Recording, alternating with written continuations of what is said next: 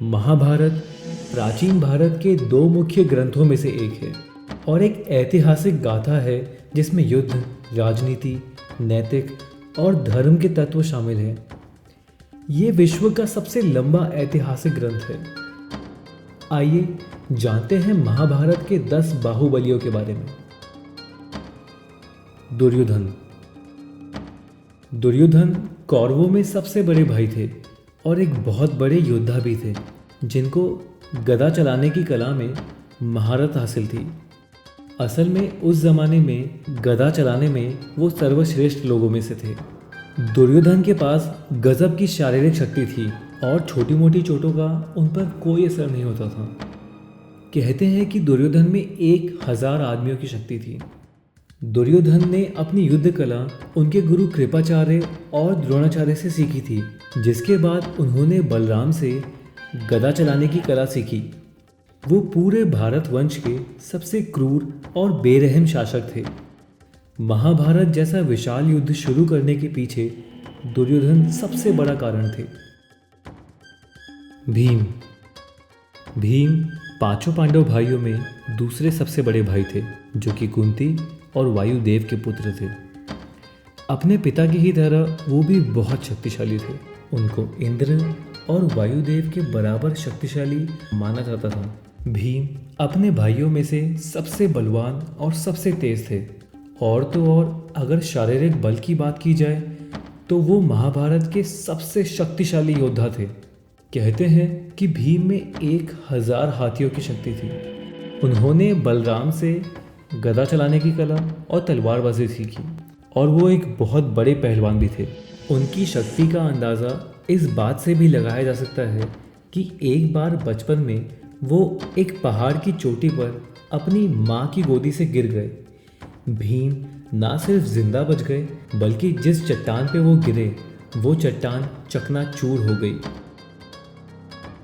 अभिमन्यु। अभिमन्यु महान योद्धा अर्जुन के पुत्र थे। उन्होंने अपना बचपन द्वारका में सुभद्रा और कृष्ण भगवान के साथ बिताया। उनको कृष्ण जी के बेटे प्रद्युम्न और उनके पिता अर्जुन ने युद्ध कला की शिक्षा दी। अभिमन्यु में सीखने की कमाल की क्षमता थी। उनकी शिक्षा उनकी माँ सुभद्रा की कोख में ही शुरू हो गई थी।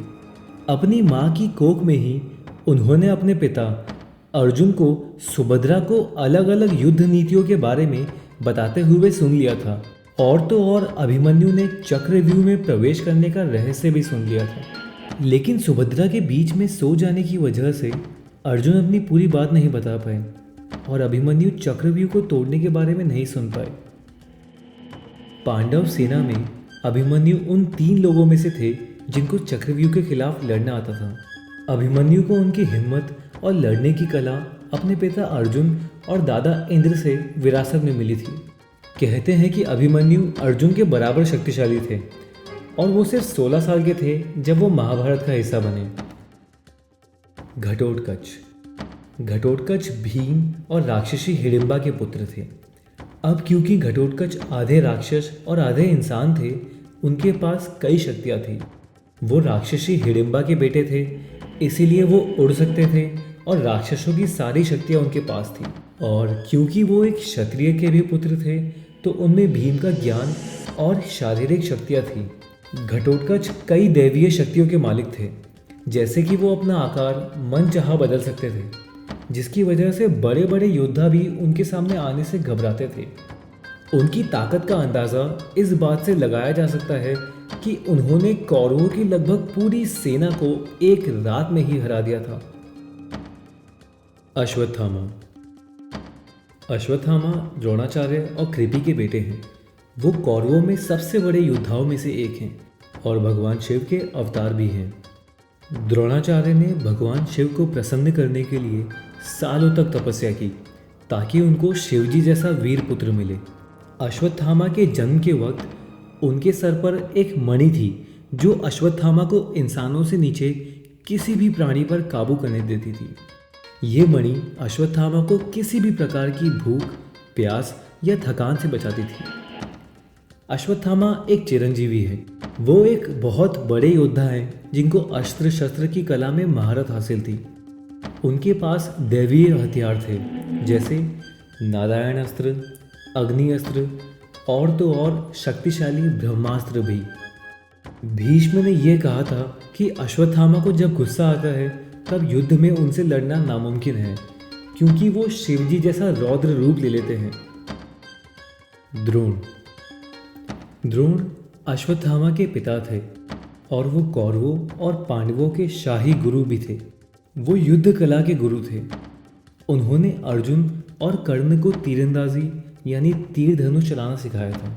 दुर्योधन और भीम को भी गदा चलाना उन्होंने ही सिखाया था। भीष्म और कर्ण की तरह ही द्रोण भी भगवान परशुराम के शिष्य थे। द्रोण अपने वादे की वजह से कौरवों की तरफ से महाभारत के युद्ध में लड़े।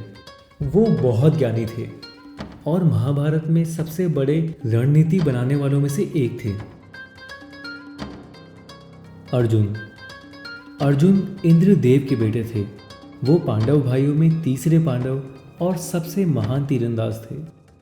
गुरु द्रोण ने अर्जुन को शिक्षा दी, लेकिन बाद में युद्ध कला में वो अपने गुरु से भी आगे निकल गए। अर्जुन महाभारत के सबसे शक्तिशाली योद्धाओं में से थे और तो और उनको हर तरह के दैवीय शस्त्रों का ज्ञान था। अर्जुन के पास ब्रह्मास्त्र, पशुपात अस्त्र, प्रजापति अस्त्र और ऐसे कई अस्त्र थे, लेकिन अर्जुन ने एक बार भी इनको महाभारत में इस्तेमाल नहीं किया। अर्जुन ने पशुपात अस्त्र पाने के लिए कड़ी तपस्या की, वो भी अपने पैरों के अंगूठे पर खड़े होकर। अर्जुन ने महाभारत युद्ध में कौरव सेना के कई योद्धाओं को मारा, जिसमें महान योद्धा भीष्म और कर्ण भी शामिल थे। कर्ण सूर्यदेव और कुंती के पुत्र थे। वो पांडवों में सबसे बड़े भाई थे। दुर्योधन से अपनी दोस्ती की वजह से उन्होंने महाभारत में उनके साथ कौरवों की तरफ से लड़ाई की। उन्होंने अपनी शिक्षा भगवान परशुराम से ली थी। कर्ण एक कवच और कुंडल के साथ पैदा हुए थे, जो कि उनके पिता ने उनको तोहफे में दिया था।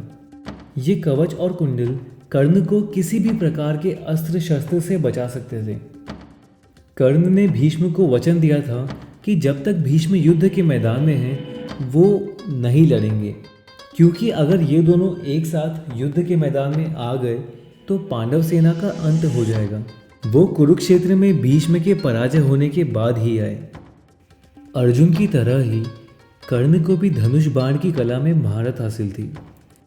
सामान्य परिस्थिति में कर्ण को हराना नामुमकिन था, लेकिन कर्ण को हराने के लिए दो शक्तिशाली श्राप और बहुत बड़ा षड्यंत्र रचा गया। भीष्म शांतनु और देवी गंगा के पुत्र थे। वो कौरवों और पांडवों के दादा थे। उन्होंने भी अपनी शिक्षा भगवान परशुराम से ली थी। भीष्म को अपनी माँ गंगा से वरदान मिला था कि वो जब तक चाहे जी सकते हैं, यानी कि भीष्म तब तक नहीं मर सकते जब तक वो खुद ना मरना चाहें। भीष्म इतने बड़े योद्धा थे कि एक बार भगवान परशुराम के पिता ने उनसे कहा कि कभी भी भीष्म के सामने युद्ध मत करना, उनको हराया नहीं जा सकता। महाभारत के युद्ध में भीष्म के वार इतने शक्तिशाली थे कि कृष्ण जी को युद्ध में हथियार ना उठाने का अपना वादा तक तोड़ना पड़ा। कृष्णा। भगवान कृष्ण विष्णु जी के 8वें अवतार थे। वो पूरी महाभारत के सबसे महान और सबसे शक्तिशाली योद्धा थे। उन्होंने महाभारत के युद्ध में नहीं लड़ने का वचन दिया था। अगर वो युद्ध में लड़ने आते तो पलक झपकते ही युद्ध खत्म हो जाता। कृष्ण जी महाभारत के युद्ध में अर्जुन के सारथी थे और उनका सिर्फ साथ होना ही पांडवों के जीतने के लिए काफ़ी था। कोई भी कृष्ण जी को शब्दों में बयान नहीं कर सकता। वो हर चीज़ के ज्ञानी थे।